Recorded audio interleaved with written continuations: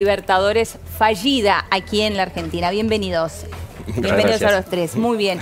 Bueno, en primer lugar quería preguntarles, ¿ustedes viajaron especialmente para esta final de la Copa Libertadores o están aquí en la Argentina trabajando? No, estamos acá en Argentina trabajando. Ambos trabajan aquí en la Argentina. Sí, muy bien. Bueno, ¿cómo vivieron ustedes el día sábado? Lo que estuvimos hablando hasta recién en el programa, lo que todos conocemos. Bueno, lo que decíamos, con mucha tristeza, porque yo, por ejemplo, a Francia era la primera vez que veía tantos apasionados de fútbol en general, pero que esperaban un partido con tanta ansiedad en América del Sur. Hubo programas especial por la final. Bueno, como saben, con los horarios a veces la Copa Libertadores es difícil de seguir en Europa. Y bueno, esta vez teníamos el horario perfecto. Claro. Estaba un Boca River que, mismo si la gente no conoce tanto, es algo mítico. Un Boca River es algo mítico. Y lamentablemente no se pudo dar. Para mí era la mejor publicidad que podríamos dar del fútbol sudamericano al nivel europeo, y no se pudo dar. Entonces mi primer sentimiento es mucha tristeza. Claro, no solamente no se pudo dar, sino que fue la inversa, ¿no? La peor publicidad. Exactamente. Al final tuvimos un contraste enorme cuando lo pensamos desde el principio de esa final. Sí. Tuvimos, bueno, el 2-2 en la Bombonera, un ambiente genial, un partido genial también. La verdad que sí. Bueno. Y también tuvimos la peor parte anteayer ahora, con esos hechos de violencia. Entonces el contraste fue terrible y al final vimos las dos caras del fútbol sudamericano, del fútbol argentino. Claro. Pero, claro, la peor cara anteayer y una de las mejores a la final de ida. Tal cual. ¿Remy? Sí, no, opino igual. Uno como corresponsal también es un poquito de embajador del país donde trabaja, en mi caso acá. Y yo esperaba, como Sebastián, de poder mostrar lo mejor del fútbol argentino, de la mejor de la pasión que tienen los argentinos para el fútbol, porque yo personalmente lo disfruto también mucho acá el fútbol. Y después, con lo que pasó, es como validar todos los prejuicios que también existen en otras partes del mundo sobre el fútbol argentino. Como con una dimensión es la violencia. Obvio, claro. En Holanda también hay violencia en el fútbol. No es algo, ¿a este nivel? No a este nivel, y no es institucionalizado. Esa es una gran diferencia entre la violencia que hay en Holanda en el fútbol y acá.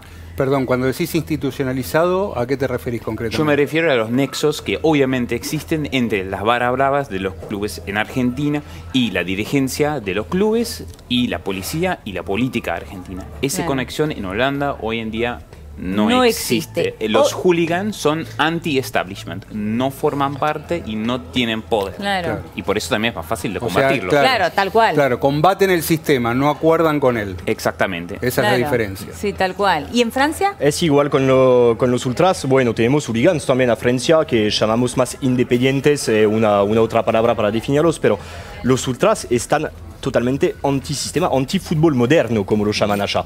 Es decir, que un grupo ultra se autofinancia. Por ejemplo, va a vender sus remeras, sus bufandas, pero rechazan totalmente todo tipo de ayuda económico, que sea del cuadro, que sea bueno, rechazan todo eso. Claro. Entonces hay una grande, a nivel de, no sé si se utiliza esa palabra, del soporterismo, bueno, claro, del soporterismo, del apoyo, una grande diferencia entre la mentalidad ultra, la mentalidad hooligans también, porque la mentalidad hooligans es algo diferente de los ultras. Los ultras no generan siempre violencia, aunque que los hooligans es siempre lo que buscan, por ejemplo.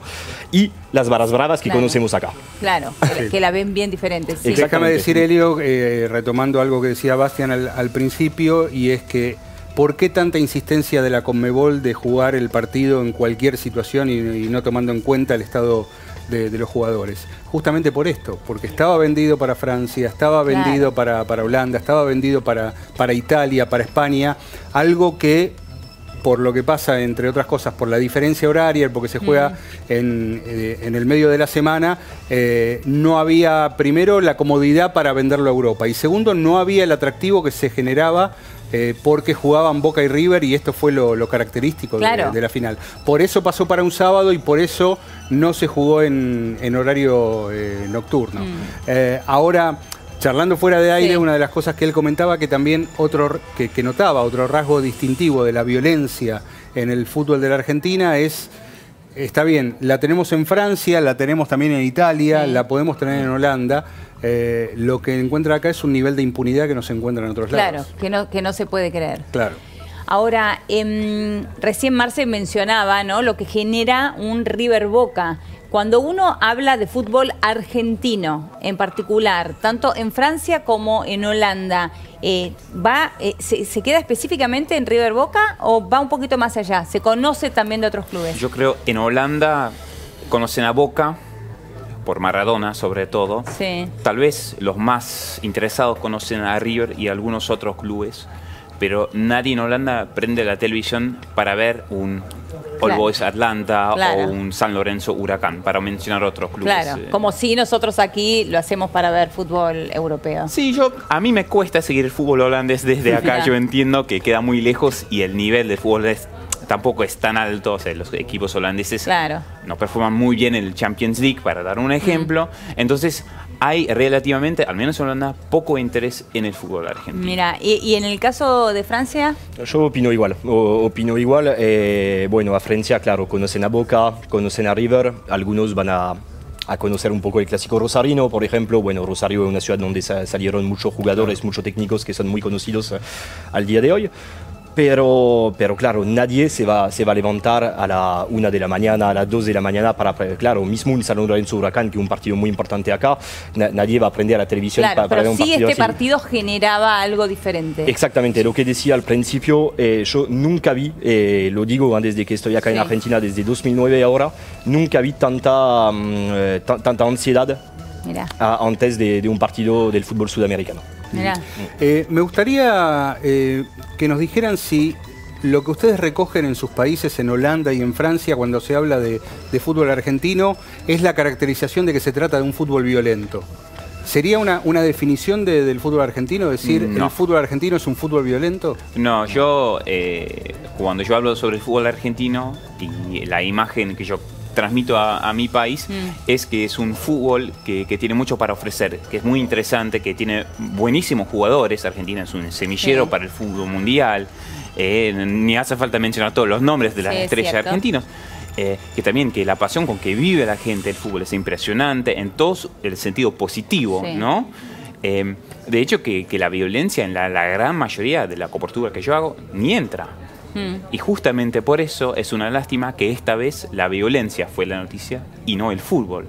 Que esperamos justamente de continuar con esa imagen del fútbol argentino, que es un fútbol muy interesante para ver. Pero eso sí generó mucho interés. Vos lo pusiste en tu cuenta de Twitter. Sí, lamentablemente generó más interés la violencia y todos los incidentes que ocurrieron el sábado, y no generaba tanto el partido en sí mismo. Tengo que admitir que me costó bastante vender, entre comillas, el partido en sí mismo. Pero con lo que pasó en el primer partido, el 2-2, y el clima que se vio en el fútbol, que también se vio, esto sí generaba cada vez más interés. Mis amigos, también seguidores, me decían, che, ¿y cómo puedo ver el partido? ¿Qué canal tengo que prender? Entonces había ese clima prepartido y cada vez más gente interesada.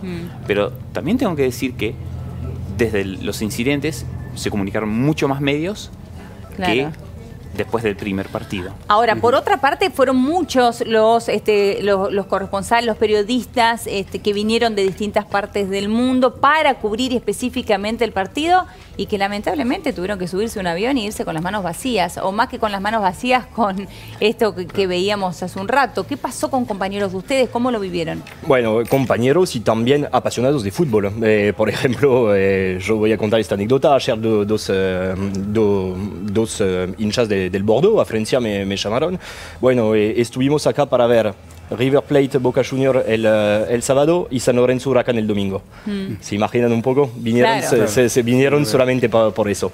Y eso fue muy triste. Y cuando hablaba de tristeza al principio, opino lo mismo que Remy, que claro, el fútbol sudamericano, el fútbol argentino, cuando escribimos sobre el fútbol argentino, describimos la pasión que hay, no tanto la violencia.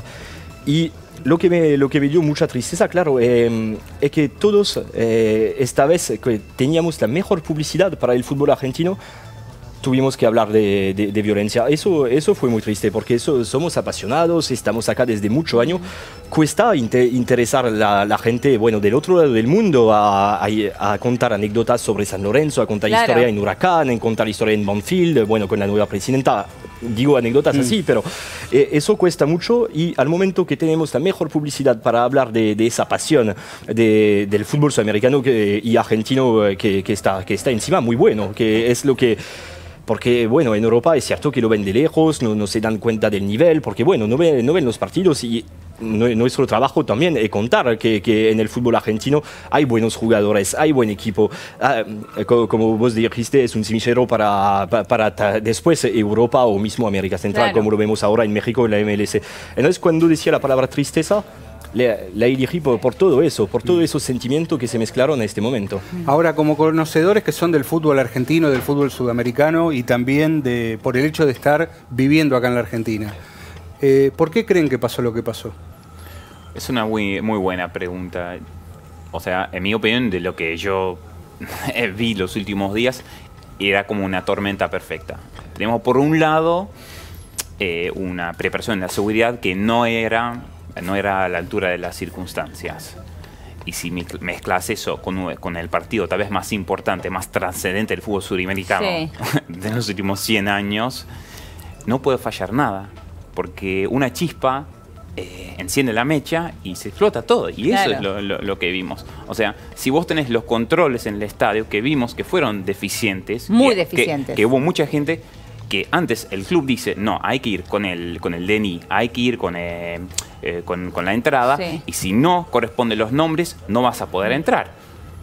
Entraron gente sin entradas. La gente entraba sin entradas, nos lo contó recién un compañero nuestro. Y esto pasa todas las semanas y pasa en casi todos los niveles del fútbol argentino. Pero acá, dado que los intereses eran mucho más grandes y era a la vista de todo el mundo, uno esperaba tal vez un esfuerzo mayor para prevenir esas cosas.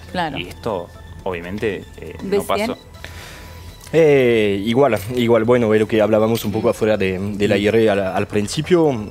Hay muchos factores, hay muchos factores a tomar en cuenta, como dijiste vos, los nexos que hay entre barras bravas, clubes, bueno, policía.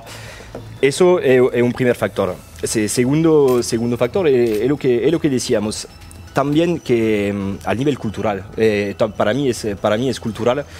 Y en el fútbol lamentablemente se refleja mucho los problemas de sociedad que tenemos, y no hablo solamente para Argentina, hablo por Italia, hablo por Francia, hablo por Holanda, y también tomar en cuenta el contexto social de cada país. Hoy estuve leyendo una nota del organismo Salvemos al Fútbol que decía 60% de los hechos de violencia son generados por barras bravas. Pero queda 40%. Obviamente que los barras tienen una fuerza, una grande porción de la torta, pero queda más de 40% que no están generados por barras bravas. Y eso, claro, como decía, hay muchos factores, porque igual el hincha que no está dentro del núcleo de la barra, que no está en la segunda línea de la barra, puede generar violencia también, porque eso, lamentablemente, el contexto social, el problema el contexto societal. Y no es por qué pasó todo esto, es una buena pregunta, claramente, que es difícil de contestar hoy, de analizar todos los hechos un poco así. Pero, claro, lo que hay que tomar para mí, todos esos factores, para mí el cambio tiene que ser cultural, obviamente. Y después inspirarse un poco al nivel de seguridad de países donde funcionó. Estoy pensando en Alemania, que tenemos de vecinos que tienen un buen modelo y más cerca de acá, el modelo chileno también. Totalmente, lo tenemos acá al lado. Exactamente, institucionar las barras bravas como hicieron en Chile. Obviamente, cuando digo institucionar las barras, es sacar a los delincuentes. Eso estamos todos de acuerdo, que un delincuente no tiene que ir en una cancha, como no tiene que andar en la calle. Pero institucionar las barras es decir que los socios hagan presión, que se organizan y que tenemos interlocutor, que hay diálogo y que un poco que sacamos esos nexos que vos hablaste al principio, y que hay diálogos entre interlocutor fiable y autoridades, policía, políticos. Nos hemos quedado sin tiempo, muchísimas gracias a ambos. Marce, la seguimos en un ratito. Vamos a ir ahora a una pequeña pausa en Café de la Tarde. Quédate ahí que ya venimos con más. Seguimos recorriendo la casa de Smart Living, una casa inteligente desarrollada a partir de la innovación tecnológica, la elección de los materiales y las compras conscientes. Hoy vamos a conocer la propuesta que